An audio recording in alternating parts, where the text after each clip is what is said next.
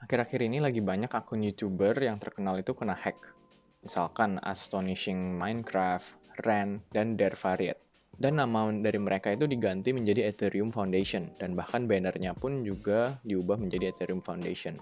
Jadi apakah benar Ethereum Foundation itu nge-hack akun-akun YouTube terkenal? Penasaran? Stay tune ya.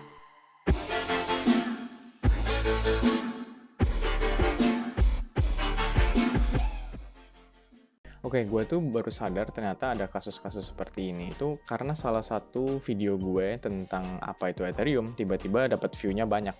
Jadi gue ngerasa aneh aja kenapa gue YouTuber kecil tapi kenapa view-nya kok tiba-tiba ngelunjak banget ya. Jadi gue coba-coba cari kenapa sih sebenarnya di Ethereum ini. Jangan-jangan ada event atau hal yang gue nggak ngerti gitu tentang Ethereum baru-baru ini. Atau ada kejadian di Ethereum yang bener-bener gue nggak ngerti. Makanya gue coba cari tahu deh. Gua kira awalnya itu karena hype Ethereum 2.0. Yang ternyata di salah satu komentar, itu ada yang bilang, kenapa ada channel-channel yang kena hack, channelnya tuh jadi Ethereum. Nah dari situ gue baru sadar dan akhirnya gue cari, dan ternyata benar. Beberapa akun-akun terkenal di YouTube channel itu benar-benar kena hack, dan namanya berubah menjadi Ethereum, dan logonya, dan juga bannernya. Kok bisa sih YouTuber kena hack, dan kronologinya kayak gimana? Berdasarkan video klarifikasi dari Ren, dia bilang waktu itu dia dapat email dari orang yang nggak dikenal. Terus dia minta nge-endorse salah satu programnya. Dari kalian mungkin ada yang belum paham tentang apa itu endorsement. Endorsement itu artinya kerjasama antara dua belah pihak, di mana satu buah pihak itu mempromosikan produk atau jasa atau apapun dari pihak kedua, dengan bayaran uang atau hal yang sudah disepakati sebelumnya. Kalian pasti pernah melihat YouTuber atau influencer itu mempromosikan produk-produk dari luar, misalkan produk software editing, VPN, game, dan lain sebagainya. Balik lagi ke kasus Ren, dia menerima email tawaran endorsement untuk mempromosikan sebuah program. Lumayan gede sih uang yang ditawarkan, berkisar sekitar $500 hingga $2.000. Itu kalau dirupiahkan ya kira-kira dari 7 juta hingga 30 jutaan. Nah akhirnya Ren bilang, oke, saya mau endorse. Dia coba install program yang ditawarkan. Size dari program tersebut hingga 600 MB. Tiba-tiba katanya komputernya itu ngehang 10-15 detik. Setelah itu nama YouTube dia, banner, dan logo YouTube-nya itu diganti semua menjadi Ethereum Foundation. Dan yang lebihnya lagi, itu semua video dia itu dihapus semua. Jadi semua video yang dia udah bikin selama 4 tahun itu semuanya dihapus. Bayangin, stres nggak lo kalau lo udah bikin semua konten dalam 4 tahun dan semuanya itu dihapus gitu aja gitu sama si hacker ini. Setelah itu hacker juga membuat kayak live streaming tentang Vitalik Buterin yang lagi ngomong tentang visi dan misi Ethereum. Lalu ada message scam juga lah kayak biasa bahwa kalau mengirimkan Ether ataupun BTC ke dalam sebuah address, mereka akan memberikan 2 kali lipat lebih banyak daripada apa yang dia kirim. Jadi misalkan kirim 1 BTC, dia akan ngasih 2 BTC. Ya tipikal scam dari dunia kripto lah kayak gitu kan. Tapi apa benar Ethereum Foundation itu ngelakuin hal-hal kayak gitu? Kayak nge-hack YouTube channel, terus ngubah semua banner, semua logo, semua nama, terus ngehapus semua video, dan bikin live scam kayak gitu? Kan nggak mungkin. Tentu aja bukan Ethereum Foundation itu pelakunya. Ethereum itu adalah sebuah open source project di mana untuk membuat decentralized application.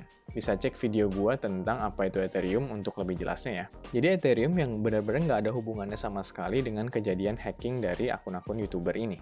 Tapi ada pihak lain yang berkedok Ethereum Foundation yang memiliki tujuan lain, misalkan untuk mendapatkan uang berupa Ether ataupun Bitcoin, atau juga ingin menjatuhkan nama Ethereum. Tapi bisa juga untuk membuat nama Ethereum itu menjadi lebih terkenal. Karena nge-hack YouTuber yang punya banyak subscriber, jadi subscribernya lihat, terus habis itu searching tentang Ethereum. Syukurnya akhirnya akun-akun yang sudah diretas ini bisa dikembalikan lagi dan bisa di-recover. Ren juga sudah menghubungi pihak YouTube untuk merecover akunnya dia. Akun dia itu kena hack itu selama 4 hari. Dan ternyata 4 hari itu waktu yang cukup singkat untuk orang-orang yang kena hack. Ternyata akun YouTuber yang lain yang diretas itu jauh lebih lama di recovernya, bisa sampai semingguan atau bahkan sebulan. Jadi apa sih yang bisa kita lakukan agar terhindar dari kasus-kasus serupa? Yang paling gampang adalah nge-googling dulu produk yang mau kita endorse. Misalkan CryptMix. Kalau kita search di Google, yang pertama kali keluar adalah hack YouTube channel. Dan ada beberapa YouTube video dan tweet di Twitter yang mengatakan bahwa Project Cryptmix adalah project untuk ngehack para YouTuber. Jadi dari situ kan kita udah bisa ngeliat, jadi kita bisa lebih hati-hati dengan produk yang mau kita endorse. Bisa juga dengan ngecek kapan website pihak lain itu dibuat. Itu dengan cara kita ketik aja nama websitenya di who.is. Biasanya kalau project abal-abal itu pasti baru juga dibuat.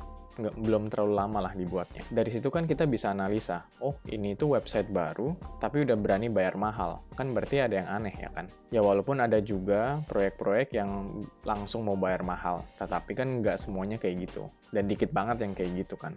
Atau bisa juga cek email dari pihak lain. Biasanya akun yang nipu itu selalu bikin email yang gratisan. Misalkan dari Gmail, Yahoo, ProtonMail, dan lain sebagainya. Seharusnya kalau pihaknya itu resmi, mereka akan menggunakan nama website mereka di belakang email tersebut. Contohnya Instagram, pasti belakangnya ada @instagram.com. Atau YouTube, misalkan ada @youtube.com. Atau bisa googling dulu email itu, siapa tahu dapat pencerahan untuk pertimbangan kita selanjutnya. Atau bisa juga mengaktifasi 2FA atau Multi-Factor Authentication, supaya orang lain itu lebih susah untuk login ke akun kita langsung.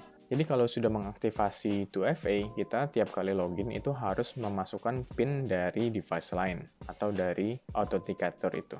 Oke, sekian dulu video dari gue tentang peretasan akun-akun YouTube yang berkedok Ethereum Foundation. Kita semua belajar dari kasus seperti ini. Gue juga baru tahu ternyata ada modus seperti ini. Tapi yang gue sedih itu kenapa bawa-bawa nama Ethereum gitu. Kesannya nama cryptocurrency dan blockchain itu makin buruk di mata masyarakat. Padahal kan bukan Ethereum Foundation yang melakukan. Tapi takutnya orang-orang mikir bahwa, oh, Ethereum kan salah satu project crypto ya. Ya udah, itu berarti mungkin scam atau mungkin itu proyek nipu. Itu yang gue nggak mau. Well, anyway, semoga video ini dapat membantu kita semua. Like video ini kalau kalian merasa terbantu. Dan jangan lupa untuk subscribe channel FWB ya. See you in the next video. Bye.